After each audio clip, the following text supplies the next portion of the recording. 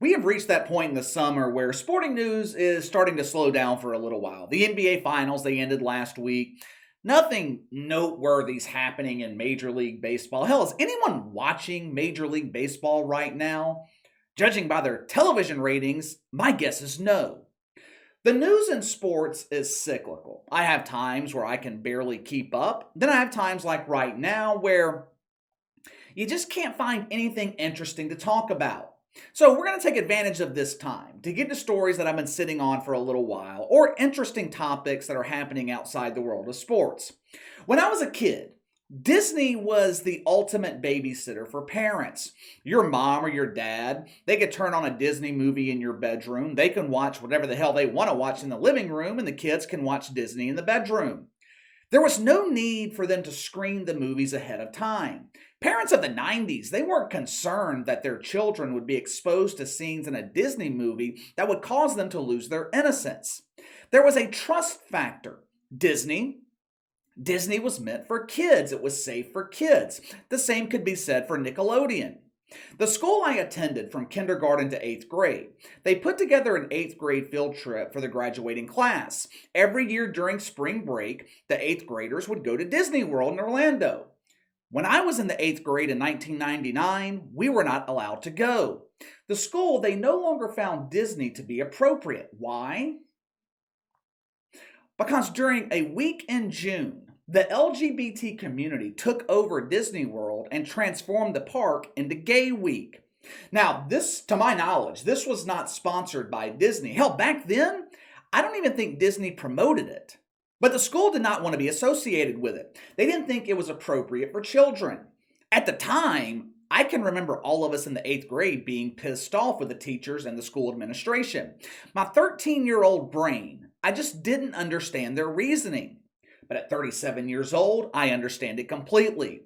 You have to put a stop to things like this before it gets taken too far, before it gets out of control. Now, that was 23 years ago. Think about how far society has declined since 1999. We went from the LGBT community taking over a theme park meant for children for 1 week to the entire month of June dedicated to lovers of butt bongo and other weird sexual fetishes. Children being read books at pride parades by Tran Dan. They're not reading Mother Goose, they're reading Motherfucker, with the mother being played by some dude named Bob Big Balls. Gather around, children. Let me tell you this story about Bob Big Balls and how he dressed up like a woman and became president of the United States. It was the first president that preferred they-them pronouns. The trust factor between parents and Disney has evaporated. The company is being controlled by Dan and Fran Tran, a non-binary couple who prefer rake shovel pronouns. This is evident in the content Disney produces. Back in 2004, we saw one of the first instances of Disney tasting the rainbow. There was a gay character in Princess Diaries 2. Now, the character's never shown in the movie. It's just briefly mentioned in a quick exchange between two characters, never mentioned again. Disney was testing the waters. Will we receive any backlash? Will enough people even notice? Last 4 or 5 years, there have been 19 occurrences of Disney promoting the gay in television shows and movies. We can now bump that number up to 20 with the movie Lightyear. Lightyear is the newest spin-off in the Toy Story franchise. The main character, Buzz Lightyear, always been played by Tim Allen. For this latest spin-off, Tim Allen was replaced by actor Chris Evans. Why? Because Tim Allen is a supporter of Donald Trump. They thought Chris Evans would be more appropriate since he's a supporter of the gay and wants assault weapons banned. In other words, he checks the woke boxes. The original Toy Story, I think it was released in '95. It grossed over $300 million at the box office. Toy Story 2, which I think was released in '99, over $500 million. The third installment of the franchise hasn't been so lucky. Opening weekend last weekend, the debut of Lightyear was a complete flop. $51 million opening weekend, with a total of $91 million so far, against a $200 million budget. The movie's at risk of being a money loser. I wonder why. What could be the reason? I wonder if this has anything to do with it. The two protagonists in the movie are a same-sex couple with a child. They share a passionate, woke kiss in the movie. Disney originally removed this scene from the movie. It was a rare case of logic displayed by a woke organization. Disney CEO Bob Chapek, he knew they would receive immense backlash for including this scene. Disney is struggling right now. Back in May, Disney stock declined at such a rapid rate, it eliminated 5 years of growth. As recently as June 6th, Disney stock was down 30% year over year. Now, I know my alphabet identifiers struggle with this concept, but businesses are in business to make money. Companies do not exist to promote your personal political agenda.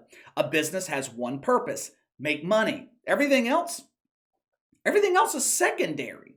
In the entertainment industry, in order to make money, you have to appeal to a widest audience possible. When it was announced that this particular scene would be cut from the movie Lightyear, the letters began flooding the office of Bob Chapek. I'm not talking about fan mail or postal letters. I'm talking about the identifiers working at Disney. How dare you remove our scene of the gay love? It is completely normal for two women to kiss in front of their baby. Don't you know women no longer need men to become pregnant? All they need is insertion from the woke cucumber. Due to the backlash he received from his employees for partially funding what the alphabeters are calling the Don't Say Gay bill in Florida, Bob Chapek folded. He allowed the scene to stay in the movie. As a result, the film was banned in 14 countries. Remember when I told you the rest of the world isn't down with their kids being exposed to the sickness or the gay? This is exactly what I'm talking about.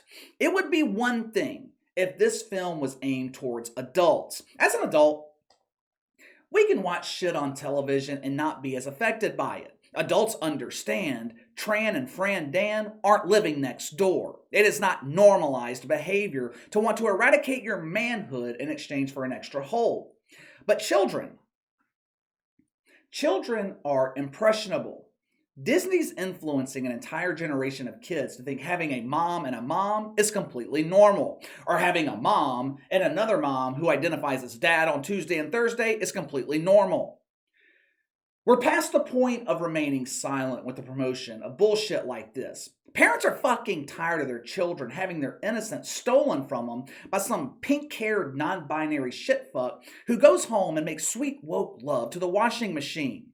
Unlike other countries, we don't ban shit like this here in America. And to be honest, we shouldn't ban it. I don't want this movie to be banned. Disney has every right to produce this type of content. They have every right to aim it towards children. The free market will handle it. Parents have voted with their wallets. Our children will not watch Disney. Like I said, this company is in trouble. They are struggling. They fucked with the wrong one in Ron DeSantis. He removed their tax breaks in Florida, which I think is worth close to $600 million every year. And Disney has no leverage. What are they going to do? Pick up all their theme parks and relocate them to California, Oregon, or Washington, where they won't be targeted for their promotion of the woke orgy Olympics? It would cost them billions upon billions of dollars. Now, compare the box office results for Lightyear to the most recent Top Gun film. Top Gun was the first pro-America movie, in years. It cast the military in a positive light. It was the first movie in years where America wasn't the enemy. Lightyear, like I said, grossed $51 million its first 3 or 4 days at the box office. Top Gun eclipsed that number in 24 hours. Last weekend, Top Gun passed $900 million, on pace to become a billion-dollar film just in theaters. That doesn't count what it'll make when it's released for home release. I don't know how much clearer the message could be.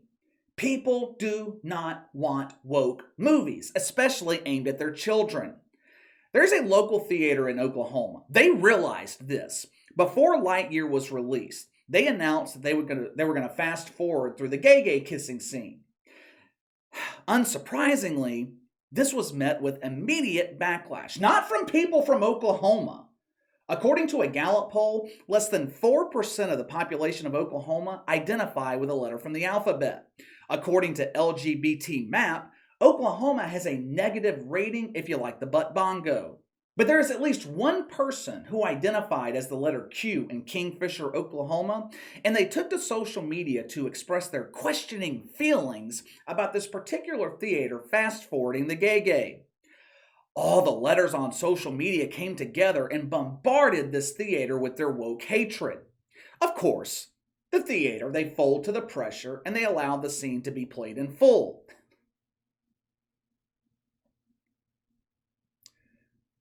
When are people going to realize you never acquiesce and you never apologize to social justice warriors? How many times do I have to say it? These people are not worthy of an apology. If you have offended a graduate of woke, you be proud of yourself. You're doing something right. Now, I don't have children. I don't know shit about Disney either. I mean, I know they went from making movies like Beauty and the Beast to Rachel Levine Spreads Her Cheeks, but if I did have a child, I cannot imagine I would allow them to watch anything that Disney produces. But let me know what you think. Do you allow your kids to watch Disney? Once the promotion of the alphabet continues affecting their bottom line, do you think Disney will reverse course, or are they too infected with the fungus? Sound off in the comments below. Make sure to like and subscribe. Click the notification bell to receive all notifications from the channel. Best way to contact me is by email at btlkc84@gmail.com, kc_btl84 on Twitter. I'll see you guys later.